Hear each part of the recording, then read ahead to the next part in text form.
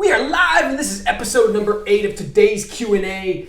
In this video series, we're answering questions that agents have, that you guys have, so that you will never be left without knowing what to say, so that you can answer every type of objection and scenario that you face out there, and we want to answer for you to help give you something to say and make your business bulletproof. So that being said, go ahead and like, subscribe, and ring the bell so that you get the video notifications as they come out, and you can be on top of the latest information. So today we're going to be talking about Adrian's question, which is essentially, hey, I got this text from a seller lead, and they wanted to know if I could send them some information about who I am, how much I charge, and send it to them via email because they don't really probably want to talk about it on the phone. So what I want to do is I want to talk about the psychology behind probably what's going on with them, and it could be right, it could be wrong, but it might give you some insight into what could be happening and maybe how you should construct this email and what you should say. So number one, oftentimes what I find is when people want to know about the commission and they don't want to have a conversation, it's oftentimes A, because you're really, really early in the process, or B, and probably more likely, it's their personality.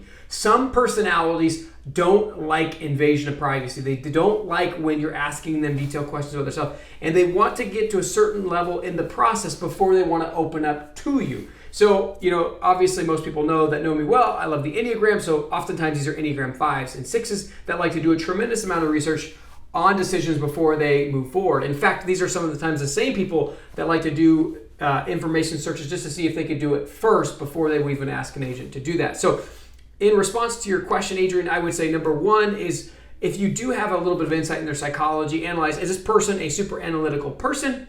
If they are, then I would send them the information. Obviously, you can continue to try and call, but I would definitely send the information to them. And if they are analytical, make sure it's extensive and detailed, and point out, that it's unbiased if it is unbiased. Like, first of all, one of the things I like to send them is, maybe a link to Zillow or Google or wherever you have a lot of your reviews and stats. So if they are analytical, they want to know that, one, you've done this many, many times before, you've done it really well, you've got some testimonials, and you're sending it from a third-party verified site. So I can send them to our website, which is great, but it's not nearly as good as sending them to like a Zillow or something else where people can post reviews, Yelp, etc. So I would say, number one, find out what third-party site you have maybe the greatest reviews on, the greatest stats on, and I would include a link in there. I would also include a link to your marketing brochure, your marketing guide, or if you have a seller's guide, the piece of marketing material that best shows off your process, what you do, how you roll.